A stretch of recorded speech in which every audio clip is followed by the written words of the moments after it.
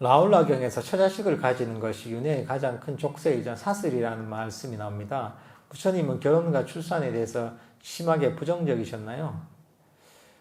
이거 아까도 제가 이 경전 공부 처음 시작할 때 말씀드렸지만 그 대상이 누구인지 봐야 됩니다. 부처님께서 한 가지 기준을 가지고 얘기하지 않습니다. 그 출가자는 출가자의 상황에 맞게, 이게 출가자 입장에서 맞게 얘기하시는 거죠. 우리가 그렇잖아요, 이게. 초등학생한테 맞게 얘기해줘야죠. 성인의 기준에서 얘기할 수는 없잖아요. 대학생들은 대학생의 기준에 맞게 해줘야 되잖아요. 근데 대학생들 초등학생 기준에 맞춰서 얘기할 수는 없잖아요. 사람마다 각자 상황과 능력이 다르기 때문에 결국은 우리가 가장 그 사람이 처한 그 현실에서 가장 이익이 되는 게 최선이거든요. 그래서 부처님께서 본문을 대인 대기설법이라고 해서 사람에 따라서 또는 그 상황에 따라서 달리 하십니다, 이게. 목적은 그거죠. 목적은 지금 이 사람한테 가장 도움이 되는 게 무엇일까? 거기에 초점을 맞추고 법문을 하십니다. 마찬가지로 라울락 이런 데는 그 출가한 분들, 출가자를 일종의 대상으로 하는 것이기 때문에,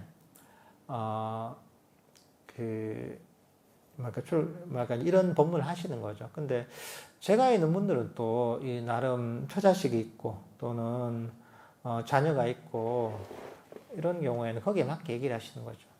그래서 불교에서도 불자 5개가 있잖아요.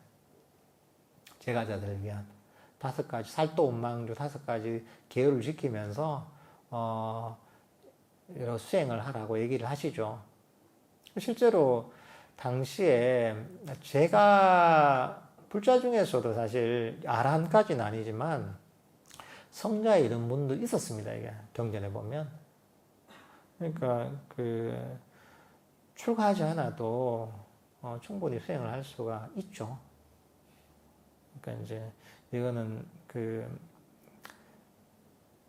출가자를 대상으로 한 것이죠. 근데 아무래도 출가자가 자유롭잖아요, 이게. 객관적으로 그렇잖아요, 이게. 아마 제가 있다 보면 뭐 자녀들을 부양해야 되고 뭐 또 가족들을 부양해야 되고 의무들이 많잖아요.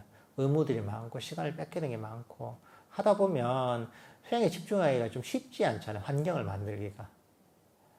근데 출가하면 아무래도 여러 가지 그런 의무에서 벗어나게 되고 또 수행하기 위한 그런 환경들을 서포트를 해주잖아요. 그러니까 아무래도 환경 자체가 좀 좋은 측면이 있죠.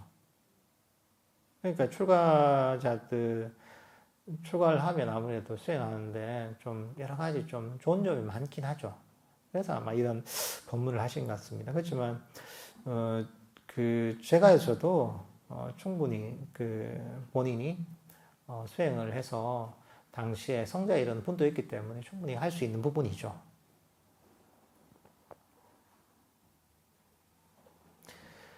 넷플릭스 드라마 DP 때문에 군대 내부의 가혹행위와 범죄에 대한 고발이 커지고 있습니다. 많은 이들이 군대 내부의 범죄는 앞으로도 계속될 것이라고 합니다. 이런 악행을 저지른 이들에게도 인욕을 해야 합니까? 오히려 인욕이 그들이 참여 없이 악업을 반복하도록 만들고 있는 것 같습니다. 그러니까 부처님께서 좀 오해하는 게 뭐냐? 부처님께서 뭐 어떤 옆에서 공격을 한다 이러면 그냥 가만히 그냥 맞고 마디고 이런 분이 아닙니다. 예를 들면 어떤 논쟁이 벌어지잖아요. 논쟁이 벌어지면 이치에 맞게 그거를 논파를 많이 합니다. 아주 이치에 맞게 논파를 많이 하고 어떤 사건이 생겼을 때 지혜롭게 거기에 대처를 하십니다. 사실 부처님 당시에도 굉장히 많은 뭐 수행자들이 있었고 다양한 종교들이 어떤 수행자 단체들이 있었단 말이죠. 그러면 다 경쟁도 있고 시기도 있고 실체도 있고 일종의 음모도 있고 이렇습니다. 이게. 그렇지만 그런 것들을 다 적절하게 극복해야 되거든요, 이게. 그러니까 부처님께서 그런 지혜가 있고, 일종의 지략도 있는 분이죠, 이게. 자비도 있지만. 그 현실적인 또 상황은 또 거기에 맞게 처리를 하십니다. 예를 들어 불교에서도 보면, 계율 같은 데 보면 다 용서해 주는 게 아닙니다, 이게.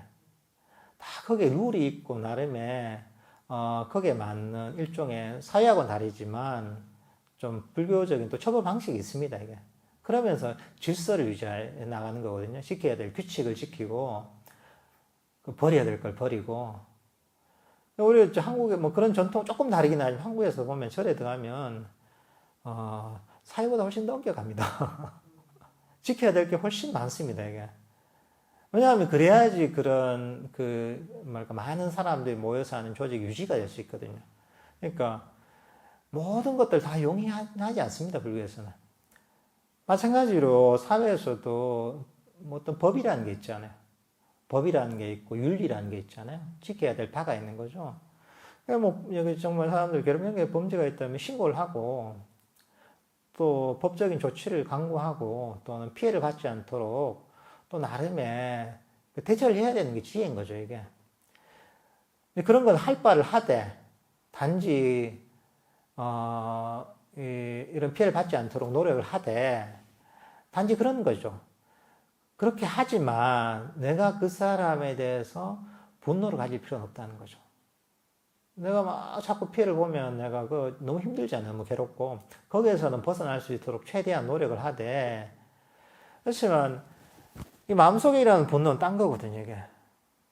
분노나 저주 이런 게 있단 말이죠. 근데 그거는 그 사람이 나를 괴롭혔기 때문에 그 사람의 악업을 짓는 거죠, 그죠? 그 사람의 악업은 본인이 갖고 하는 겁니다. 세상에 공짜가 없습니다. 아니, 나쁜 짓 하면 다 받아갑니다, 이게. 이게 바로 인과법입니다. 당장은 아니더라도, 뭐 당장 맞는 경우도 있고, 결국은 그 악업의 결과는 받아갑니다. 선업의 결과도 마찬가지예요. 선업의 결과도 내가 지금 다 손해보는 것 같지만, 손해보는 게 아닙니다. 내가 좋은 선업을 지면 자기가 받아가는 겁니다, 이게. 당장 맞든 안 그러면은 시간이 많이 걸리든 결국은 저축이 되는 거죠. 악업을 지면 저 사채를 막 끌어당겨가지고 지금 막 쓰고 있는 거고 사채 막 갚아야 되잖아요. 이자를 엄청 붙여가지고. 그러니까 좋은 선업을 짓는 것은 아주 그 수익성 높은 것에 투자를 계속 하고 있는 거죠. 그것도 나중에 투자의 결과를 얻게 되는 거잖아요. 그러니까 그런 상황을 대할 때 뭐 법적인 조치가 됐든 어떤 여러 가지 이제 피해에서 벗어날 수 있는 지혜로운 방법은 강구하되 단지 나에게 일어나는 분노 이런 걸 버려야 된다는 거죠. 왜냐하면 그게 나한테 해가 되기 때문에 분노나 적개심 이런 게 나한테 다 해가 되고 나한테 괴로움이 되거든요.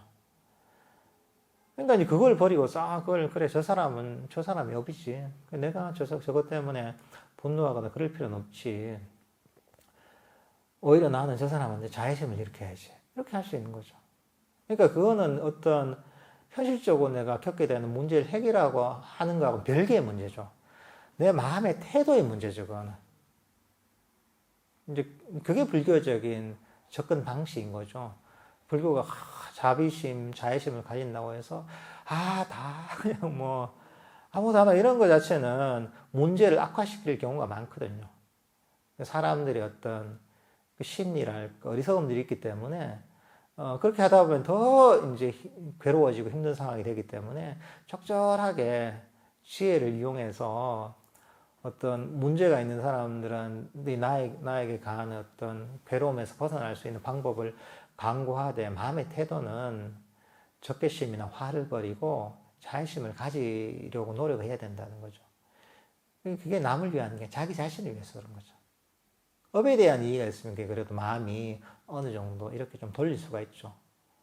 그게 나를 이 괴로움에서 벗어나게 만드는 방법이거든요. 사람들이 그렇거든요. 사람들이 다 누구한테 친한 사람한테 뭔가 사기를 당했다, 배신을 당했다 이래서 마음의 병이 돼서 몸에 병이 난 사람들도 제법 있거든요. 사기당하거나 이것보다 그 피해도 있지만 그 뒤에 자기가 분노하고 화를 삭히지 못하고 이래서 더 괴로워하는 것이거든요. 그러니까 본인은 피해를 받는데 거기서 더해서 더 고통까지 받고 있잖아요.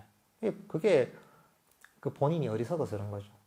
남들의 피해받는 거는 어떨 수 없다 쳐도 내 마음은 내가 관리할 수 있거든요. 사람들이 오해하는 게 내가 어떤 피해를 받거나 힘든 상황이 되면 상황 자체가 내가 괴로워할 수밖에 없다는 오해를 하고 있어요.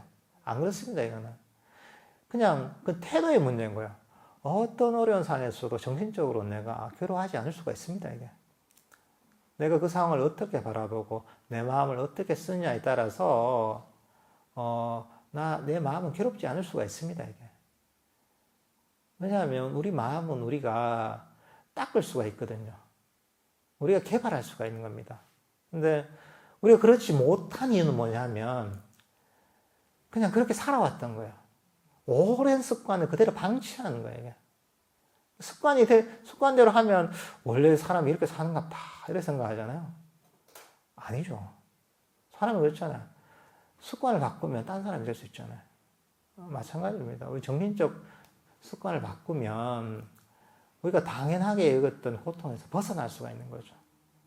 이게 부처님의 가르치는 힘인 거죠, 이게.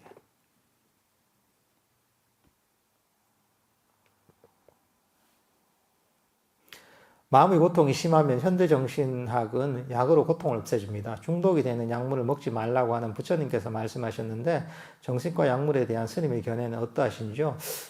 제가 뭐 여기에 대해서는 잘 모르는데 근데 이게 아주 제대로 된 의사, 그러니까 양심적인 의사들은 다 의학적인 소견이 있을 겁니다, 이게.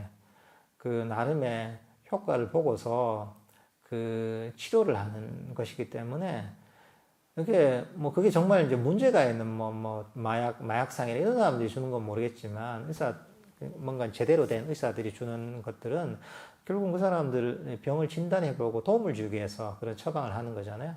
그러니까 이런 건 조금 다른 문제죠.